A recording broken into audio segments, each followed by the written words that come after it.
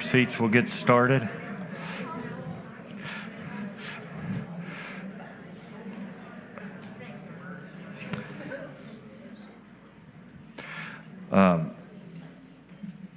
Just a couple of announcements. We were actually planning this weekend, to cut wood for those in the church and people in the community who need wood. We're going to cancel that and go a week later. So if you want to put that on your calendar, and what we do is we just go out and cut a bunch of wood for people that need it. And so if you need some yourself, or you know someone that does, make sure we know about it. But we'll go the first Saturday in October because of the event in the Baptist church this weekend, in case you want to go to that. And by the way, Mike and Sue were in. Do you want to tell us about your trip? So we decided weeks ago to take vacation this past week, and one of our summer staffers this summer is from Gulf Shores, Alabama. She's like, "You guys want to hit the beach? It's a great place to go." So we're like, "Okay, we'll go to the beach." And first we went down there knowing the hurricane was supposed to go to Louisiana, and the last minute it turned, and we took a direct hit where we were at, and we went to bed. They're saying Category 1, no big deal, nothing's going to change. And of course, it strengthened, and about 1 o'clock in the morning we had 120-mile-an-hour winds and lots of rain and just craziness. So we had a great vacation, but no, actually it was very good, because one of the things that Sue and I came out of it saying was just how great it was to not have literally any technology or anything. We didn't have any power, we didn't have water, we didn't have any of that. So we're literally going down to the swimming pool with a bucket of water so we could flush toilets and that sort of thing. It kind of took me back to my days growing up, but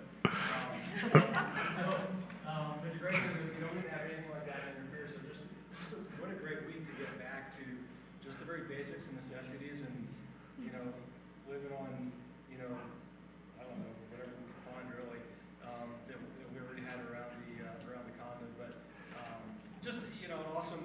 It sounds weird to say just an awesome time, but I don't say that I didn't get that close to that size of the storm, because it's not like it was a bad storm, but it was just so slow moving. So it really tore up. Be in prayer for the people of Alabama and Pensacola, because it just really, slow moving as the storm was, it really tore up. We were driving out each day when we could finally get out. Floodwaters had gone down and everything. It was pretty incredible to see the devastation that is there. We were able to leave, but these people have literally, some of them are staying 5 to 6 weeks till they get power back, and just miles of wires and poles down. And so we got to fly out, and they're there. And so I think sometimes we see these things on the news and we quickly go past and forget about it.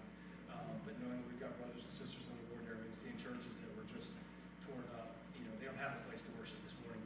And it really does bring a lot of things back into perspective. So as weird as it is to say, we have decided it was one of our best vacations together, just because it really brought us, the focus truly was just between the two of us, and we didn't have our punk kids with us. So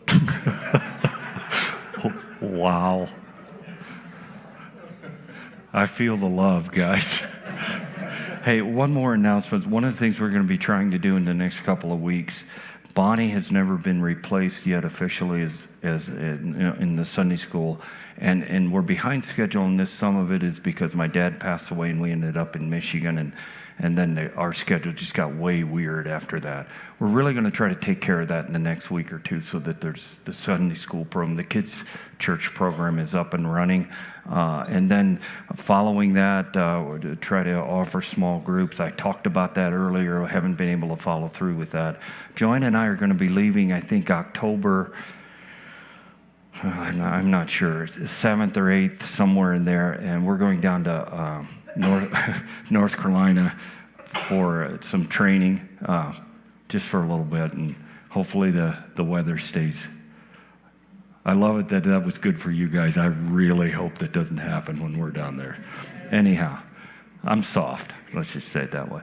But anyhow, just so you know that food committee, I don't know that that's up. We want to get back into the regular routines where we're doing community in our church at the with some of the programs that we used to have. once a month, carrying food time together. We want to get back into that. So we're going to be really trying to work that way in the next couple weeks. We haven't forgotten about it, just so you know. This morning, I'm going to talk to you about 5 responses to Jesus. So I'm going to pray, and then I'm going to teach differently this morning. I'm going to read through. We got a lot of heavy lifting to do today. It's we're covering a whole chapter plus part of one. So I want to try to do this as quickly as I can, but help you see these responses to Jesus. So let's pray, and then we'll start. Father, this morning we felt your presence here, and it was so refreshing. And God, it's we never want to take that for granted and kind of think, well, of course. So we just thank you for being here this morning in our worship and touching our hearts. And as we open our hearts now to your word, God, would you bring us not only information but revelation about who you really are, and help us to respond to that in our lives. In Jesus' name, amen. So we're going to start at the last story. There's 5 stories. I'm not going to be focusing a lot on any story just because of time. I think it becomes obvious why I can't. So I want to just think about responses in this. And I'm going to set this up. Before we get to this, I want to just set up our talk by telling you this story about my life. When I was 21, I was down in Alabama. I was working in a prison outside of Atmore, or outside of Montgomery, Alabama. I lived in a little town named Tompkins. There was a group of us guys. We would work in the prison. We were called volunteers. We did it every day. 6 days a week, we were in the prison working with the guys. The event I want to talk to you about happened. I wish I could remember more of it, but it feels like a lifetime ago. So here's kind of how it happened. There was this, and I don't know who he was. He was a speaker, preacher. I don't know who he was especially. Came into Montgomery. I'm not certain if it was at a large church or if it was at an event center, but he was having some kind of meetings. And the word that got to us was, this guy is over the top, and this guy's kind of, so here's what we heard. This guy every night he wore a white tuxedo. He had lots of gold chains hanging off of him. And when he would speak, he'd walk around with a white towel, and he'd swing his thing around. And then at some point, as he's walking around, he'd let it go. And if this thing landed on you, you woke up on the floor. So there's a group of us guys that it was a slow weekend, and one of the guys said, let's go to this. Now, even as I tell you this, don't get caught up in the story or this guy or anything. Think about responses here, because that's our topic. How do we respond to? And one guy said, I'm going to that thing, and I'm sitting right up front, and if that towel hits me, I'm not going down. So a couple of the guys decided they would go. I'm like, I'm going to just shorten this, and you can talk to me about it later. It sounds like a kind of event that Dwight would go to, but not me so much. Just throwing it out there. See, that's what I was afraid it would come to that. When that guy came back, so my buddy went, and he finds his way. I mean, this place is packed, but he finds his way right up front, and the whole event starts. And suddenly the towel is flying toward him. When he come back to the house, the place the apartment where we stayed, I wasn't there. But the guys that were there weren't sure if he saw a preacher with a white tuxedo on or if he saw a ghost, because he was freaked out of his mind. Now, I didn't go. And I didn't go for a couple of reasons. Here's how I worked through it. White tuxedo, gold chains, and you might wake up on the floor. You know what I did? I checked the no box. Do you think you would have went?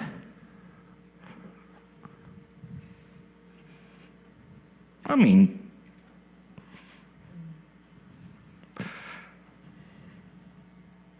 here's why I tell you that. I think it's easy for us to look back at these stories in the New Testament and look at responses to Jesus and say, how did they miss him? Did you ever wonder that?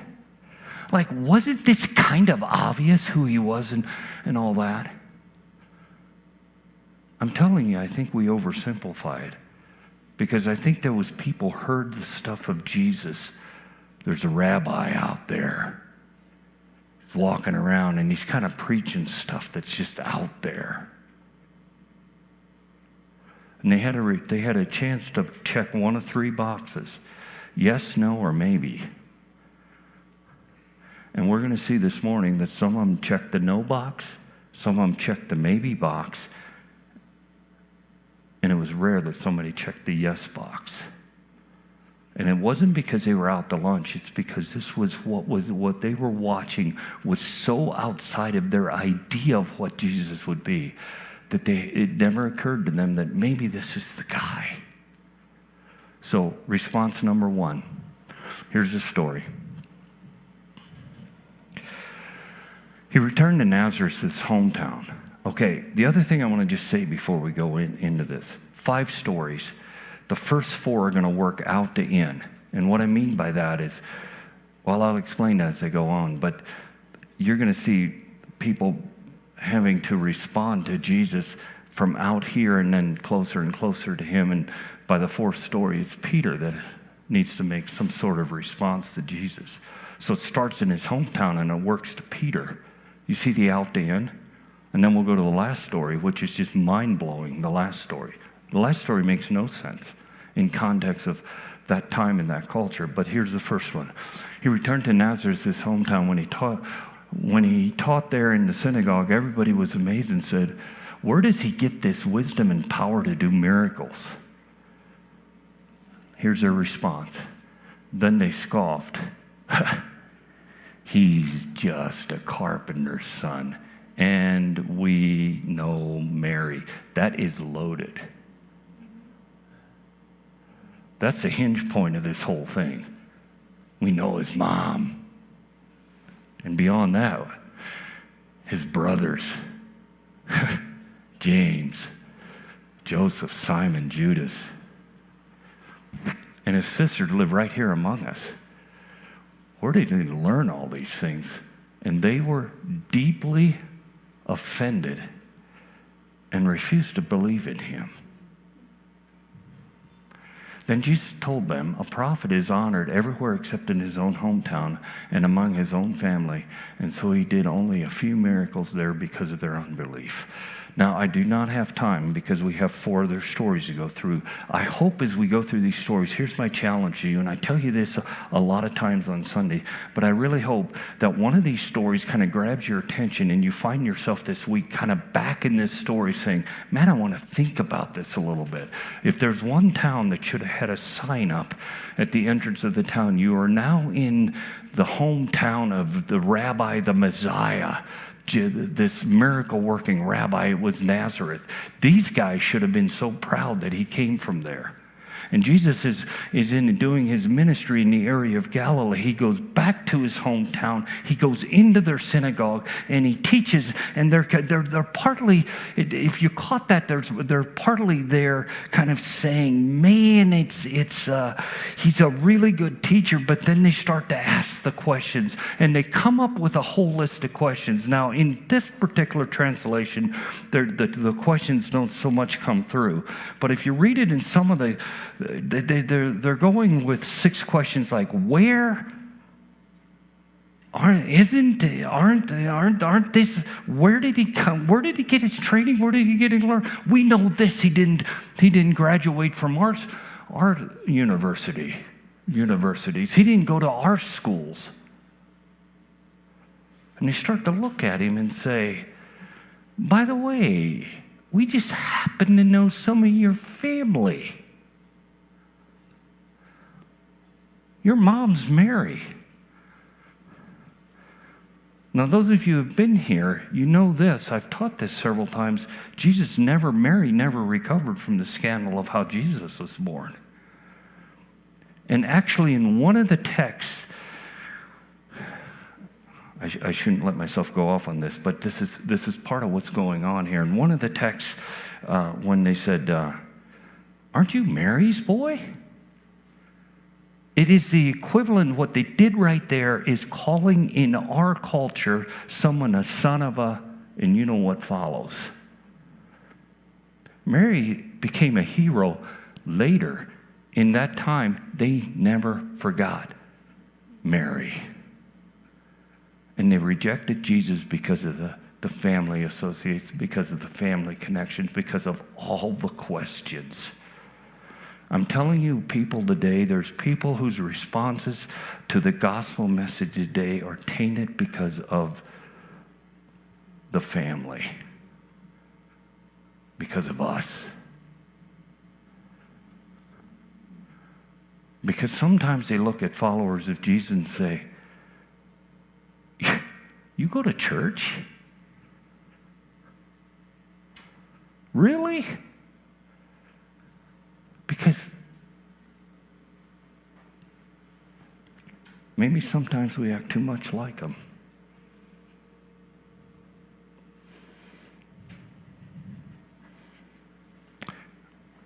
And when the discussion of Jesus came up in the hometown of Nazareth, they found the no box and they checked the no box, which takes us to the second story.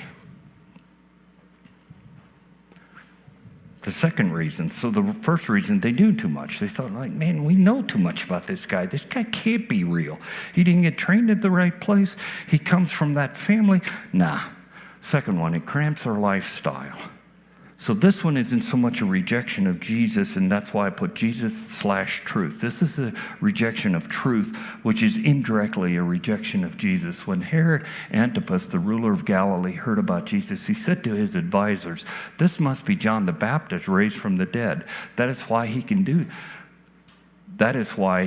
such miracles." For Herod had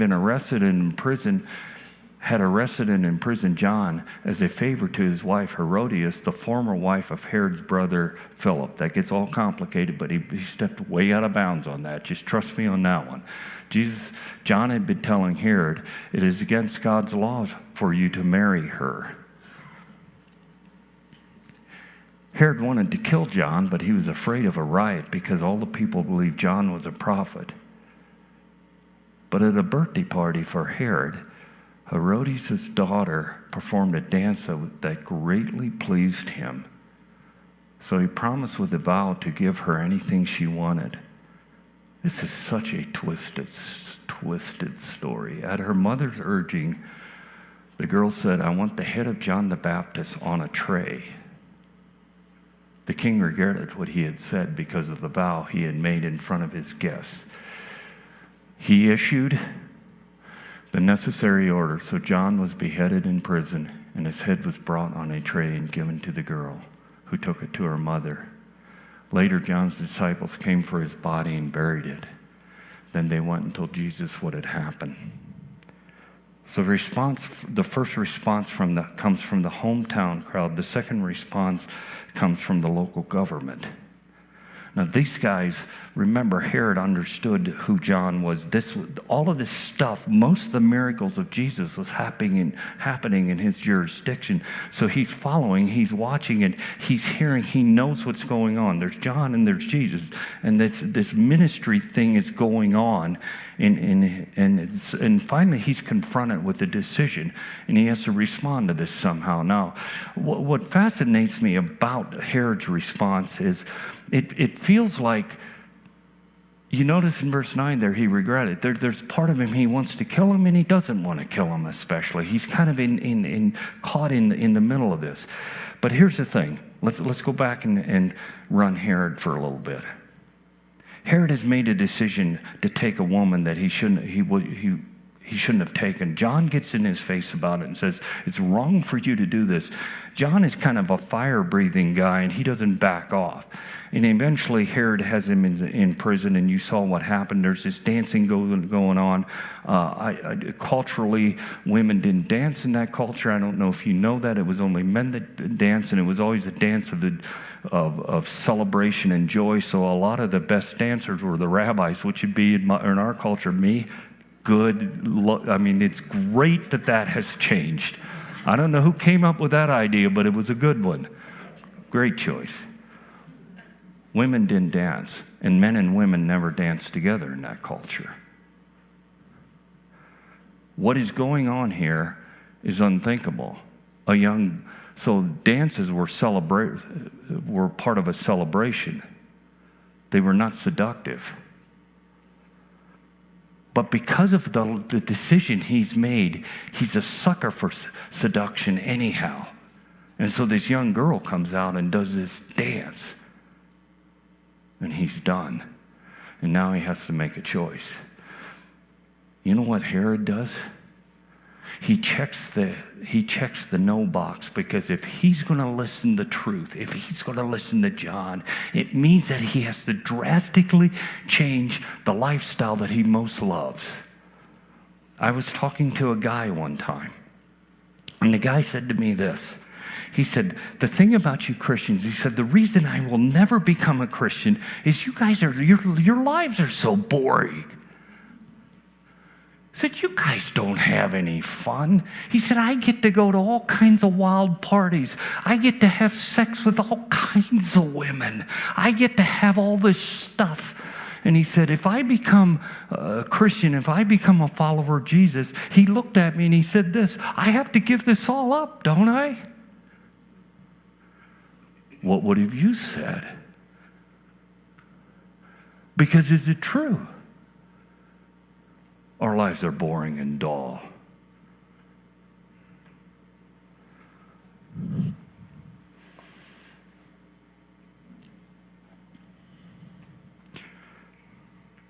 I said, no. You don't have to give any of that up. Because if you ever get to know the Jesus that I know, you will want to give all that up, because you're trading up so much that by definition, all this stuff is going to look small compared to what you're getting. You'll want to trade up. You'll want to get rid of that.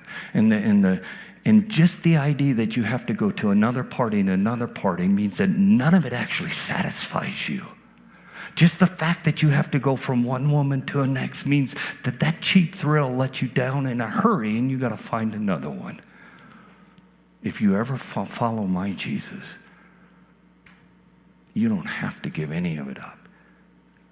You'll want to. You know why there's people today in America that when they hear the truth of the gospel and when they feel the call of Jesus on their life, they check the no box, because somehow they believe that it's a diminished life. Somehow it's just a boring, drab, dull life. And their response is they check the no box like Herod did, because they don't want to leave that. Third response. Now, remember, we're moving closer now. So first one was hometown, second one was government, and now we're moving disciples. We're getting closer. Disciples need to respond to Jesus here. As soon as Jesus heard the news, he left in a boat to a remote area to be alone. So, what news? That John was just beheaded. He leaves, and he goes to be alone. Look at this next. What the crowds heard where he was headed and followed him on foot from many towns. Jesus saw the huge crowd as he stepped from the boat. They beat him to the spot. When the boat docks, here's the crowd. And he had compassion on them and healed their sick. That evening, the disciples came to him and said, this is a remote place and it's already getting late. Send the crowds away so they can go to the villages and buy food for themselves. But Jesus said, this isn't necessary.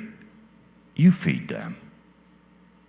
But we have only 5 loaves of bread and 2 fish, they answered. Bring them here, he said. Then he told the people to sit down on the grass. Jesus took the 5 loaves and 2 fish, looking up toward heaven, and blessed them. Then breaking the loaves into pieces, he gave the bread to the disciples, who distributed them to the people. They all ate so much as they wanted, and afterward the disciples picked up 12 baskets of leftovers. About 5,000 men were fed that day, in addition to all the women and children. So let's take this apart. This one here nails me. I'll tell you going in right now, I don't even like this kind of story, because what it does to my own heart.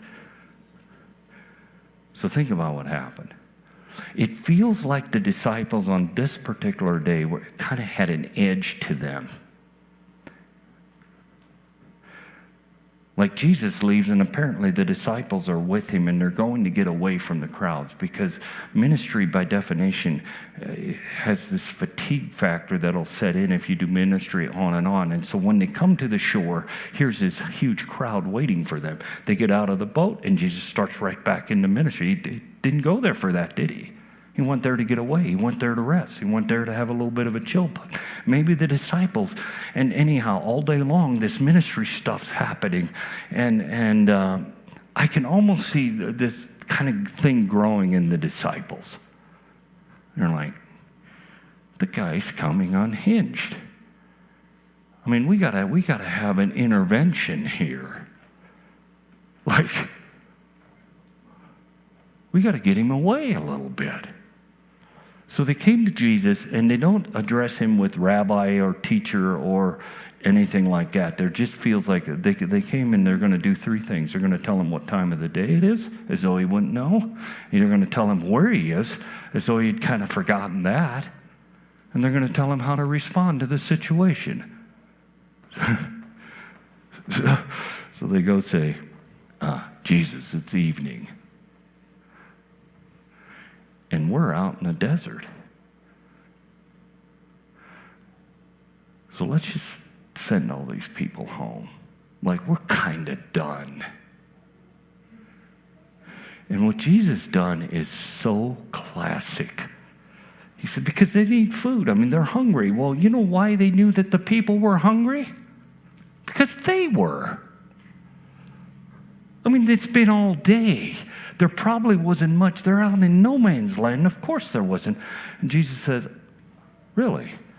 That's not necessary. Why don't you guys feed them? Okay, so there's 2 parts to that. They have to look at the size, how many they have to feed. They have to look at the resources available. And everything snowballs in a hurry, doesn't it? Because when they start looking at the resources, they got 5 and 2. 5 loaves, 2 fish.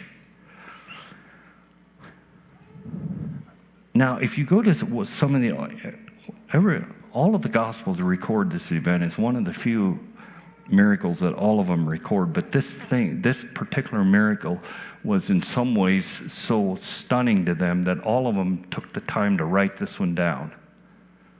So they got the 5 and 2 going on. And one of the other Gospels will tell you this was actually a little boy's lunch.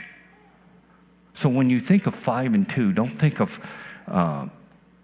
5 normal-sized loaves of bread and 2 salmon or something. That's not what's going on here.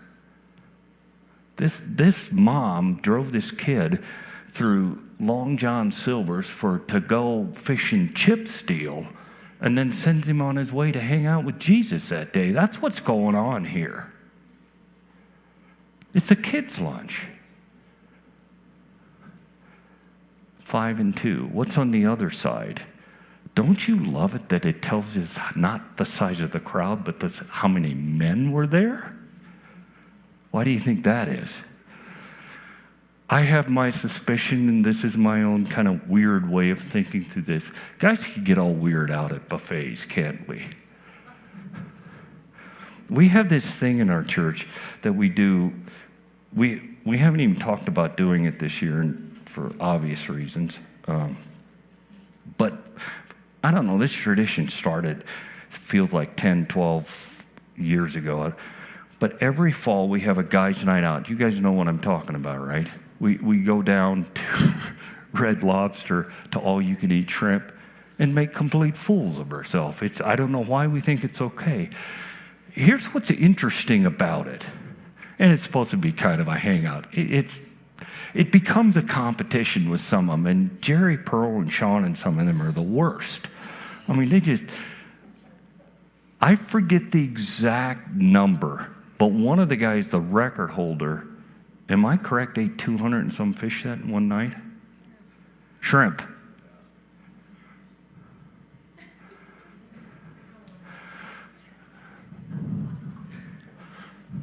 And then we all get in a van. We meet here. We go down. We just pound the shrimp, and then we all meet in a van, and we come back. By the time we get home, this is so not necessary to say, but it's the reality. By the time we get home, the air quality in the van is toxic. It's dangerous.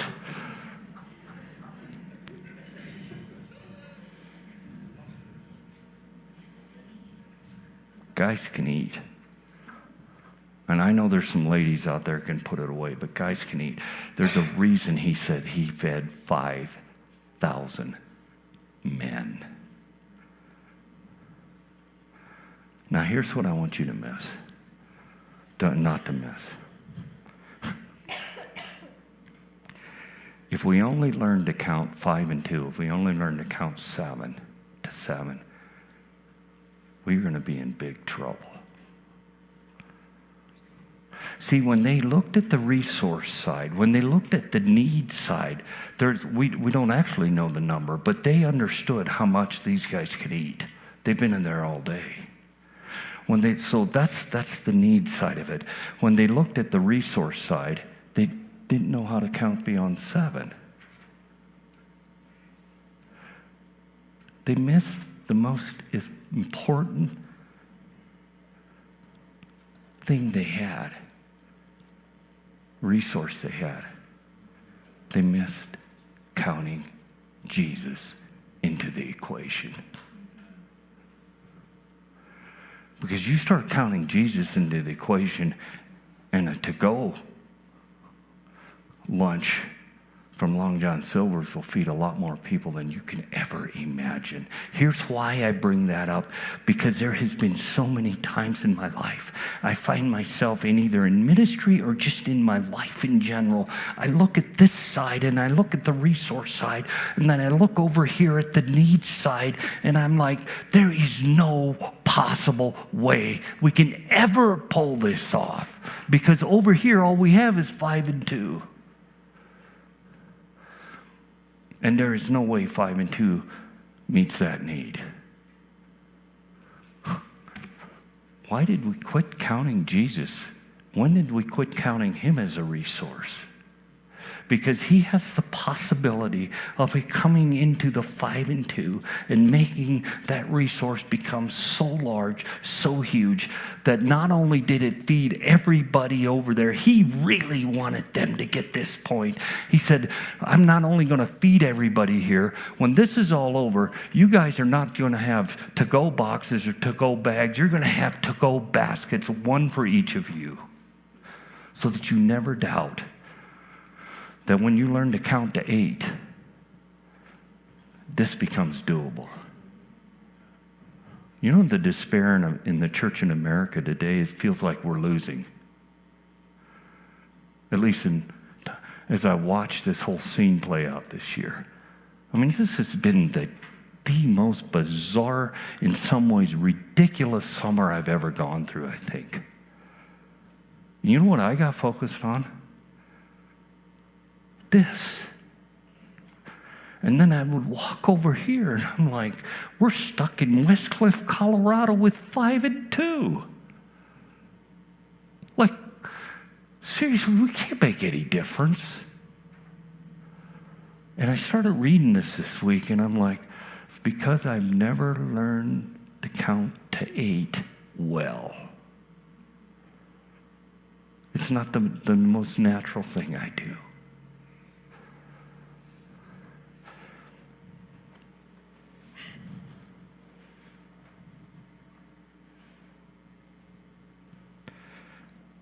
telling you, when the Church of Jesus Christ starts counting to 8, stuff's going to happen that we never, ever imagined. Because the promise that Paul says, now to him who's able to do immeasurably more than all you can ask or even imagine, that starts to happen when we start counting to 8. And I promise you, we as a group of people here are going to learn to count to 8. Because he has us here to do a lot more than we can ask or even imagine right now. And we're going to chase it and we're going to get it. So I think I give these disciples not a yes or no. I give them a maybe. They were kind of in. But when they were really at the test, they said, like, nah, we don't have enough resources. Let's go to the 4th story. We can't do the impossible. Man, I got to hurry. Immediately after this, Jesus insisted that his disciples get back into the boat and cross to the other side of the lake while he sent the people home. After sending them home, he went up into the hills by himself to pray. Night fell while he was there alone. Meanwhile, the disciples were in trouble, away from land, for a strong wind had arisen, and they were fighting heavy waves. About 3 o'clock in the morning, Jesus came toward them walking in the water. When the disciples saw him walking in the water, they were terrified. In their fear, they cried out, "It is a ghost." But Jesus said to them at once, "Don't be afraid." He said, "Take courage, I'm here." I'm just going to point something out before we continue on. Greek scholars will tell you that if you read this in the Greek, the I am is the center point of this text in terms of numbers of words. So there's so many words ahead of that, then it says I am, and then there's the equal amount of words beyond that. In their culture, that meant something. That's the bullseye. The I am is the bullseye of this story. Then Peter called to him, "Lord, if it's really you, tell me to come to you walking on the water." "Yes, come," Jesus said. So Peter went over the side of the boat and walked on the water toward Jesus. But when he saw the strong wind and the waves, he was terrified and began to sink. "Save me, Lord," he shouted. Jesus immediately reached out and grabbed him. "You have so little faith." All right. Other than the one time when I got yanked out of my skis skiing, I think this is the only other guy that ever walked on water. I took a couple of steps and then I went down hard. I think he probably took a few more than I did. Are you seriously going to say you have... This guy just got out of a boat in a vicious storm, and you're going to look at him and say, you really don't have much faith. Like, by definition, I'm not getting out the boat. I'm one of the guys in there like, "Peter, we knew you were going to go down." Of course. When he climbed back into the boat, "Why did you doubt me?" Jesus said, "Why did you doubt me?" When he climbed back into the boat, the wind stopped. The disciples worshiped him. "You really are the Son of God," they exclaimed. Let me go through this really quickly. The very center of this story is the I am. Probably why Jesus said, "Why do you have so little faith?" Even though it seems like on the surface level, Peter had just done a remarkable thing. And if he has little faith, what about the other 11 that didn't even think about going? I don't know if you've ever been in a boat that was about to go down. I had one time in my life. I was on Lake Michigan in a 16-foot boat, and we were in waves that were somewhere between 8 feet high and maybe a little higher. When you're in a 16-foot boat, you're in all kinds of trouble in those kinds of seas. And it was cold, and it was my mom and dad and my brother and I. I'm thinking we're all going... It's a terrible, terrible feeling. Because we're bundled up. We're salmon fishing in October on the... Don't ask me why. It's just... None of that makes sense. I think I know how these guys felt just a little bit. I really do. I couldn't believe it when we got back to shore. I was so surprised. Like, well, it's all going to end right here. Why did he say you have little faith? Because probably in the boat was one of those to-go baskets of leftovers from the last miracle that happened hours before.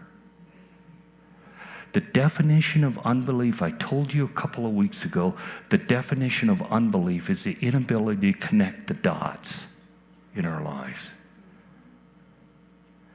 They had just seen Jesus come through in extraordinary ways, far beyond anything they could have ever imagined. A couple hours later, there's a crisis.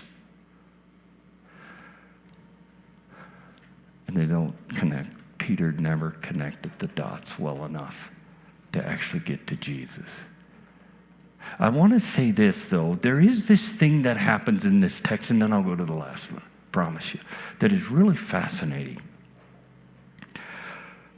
I think the difference between Peter and getting out of the boat, because like I said, I'm thinking if I didn't go see the guy with the white tuxedo and the gold chains, I'm not on the flip side going to be the guy stepping out into a rough sea. Okay, so I don't know, but I doubt it. So there's this thing, though, that happens here that really, really fascinates me about Peter. And as many times as I've read this week was the first time I ever caught this.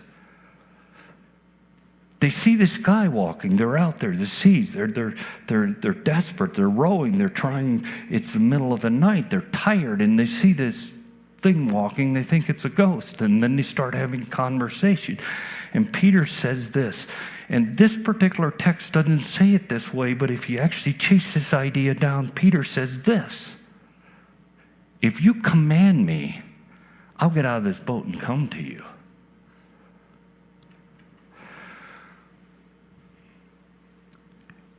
If you were in Peter's shoes, would you ask for a promise or a command?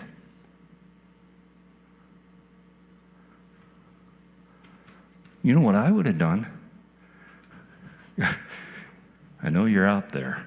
If you promise me I'll stay on top of the water, I want a promise. I don't want a command.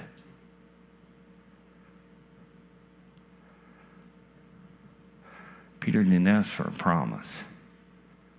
He just said, if you tell me, I'll come. You know where the church misses it?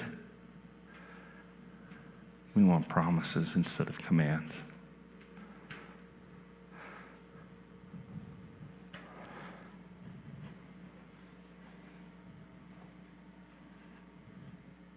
That is precisely why in the New Testament, I challenge you to do this. We looked at this in another series, and then I'm going to move on and get to the last one. Look at the prayers of the New Testament church. They never prayed for safety, because safety by definition is, I want to promise that you'll keep me safe in this situation. They never prayed for safety. They said, God, keep us strong. They prayed for strength and courage, not safety. Because people that are following commands need the courage to follow the command. People that are obsessed with safety in their life promises in their life are going to be chasing safety. Peter and them, after they got beat badly for preaching in the synagogue, they didn't say, Jesus, would you keep us safe on our next episode? Our next assignment? No, they never prayed for safety. They said, God, just please, I got to represent you in a very dangerous, dangerous world. Give me the courage to do it. My safety doesn't matter. You're in charge of that. But give me the courage to say what I need to say. Give me the courage to be who I need to be. Give me the courage when the waves are viciously high and it looks like a ridiculous thing to get out of the boat. Give me the courage to do it.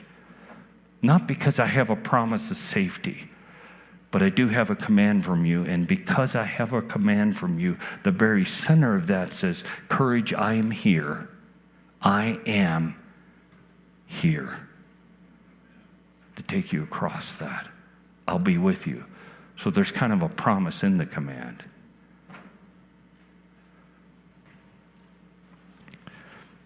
I give Peter a maybe.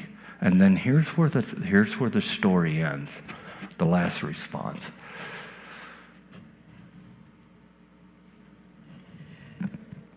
I want you to notice that first line. After they had crossed the lake, they landed at there. You guys see it. Let's just say that's enough. When the people recognized Jesus, I'm drawing a blank how to even say that. Anyhow, when the people when the people recognized Jesus, there's something going on in my mind that I can't tell you because weirdness has happened.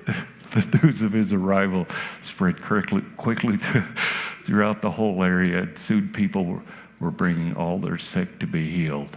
They begged him to let the sick touch at least the fringe of his robe, and all who touched him were healed. So let's go back to the first one. His hometown checked the no box. The local government checked the no box. The disciples checked the maybe box. Peter checked the maybe box. You know who checked the next box? The yes box? The only people, those people. He's on the wrong side of the lake.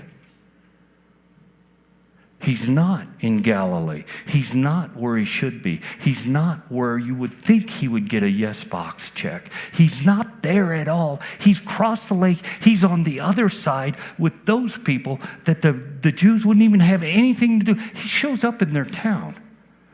They didn't even expect him to come. They recognized him, which is something the disciples couldn't do in the last story, if you caught that. I think Matthew's really kind of highlighting that. Jesus walking on the water close to them, they don't recognize these people who are outside, who shouldn't have been included in this story at all. They actually recognize him, like, he's the guy we need. Don't you love this story? Because Matthew is playing on this through his whole thing. Guess who missed him at his birth? Guess who actually found him at his birth? Those wise men from God knows where. The outsiders, the nobodies, the guys that should have been excluded were the guys at his birth. When we went through the miracles, the 10 miracles, did you think about who those 10 miracles happened to? The people it shouldn't have happened to.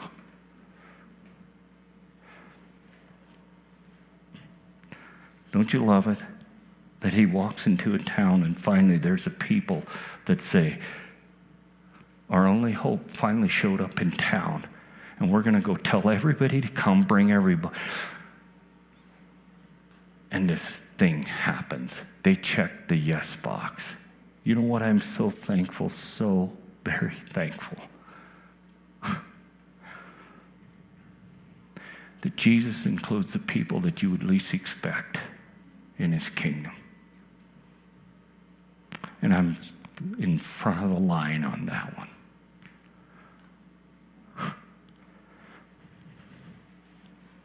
I leave you with this, and then a couple of ideas.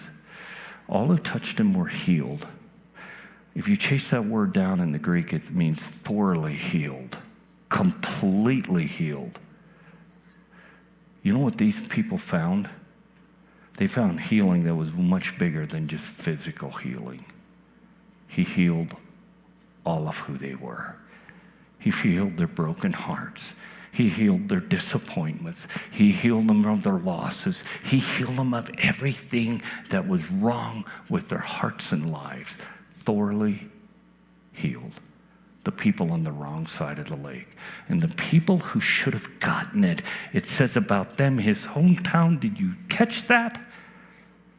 He could not do anything there, really.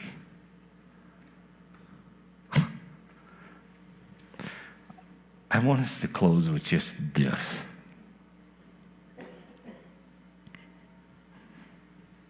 If you've never checked the yes box to Jesus,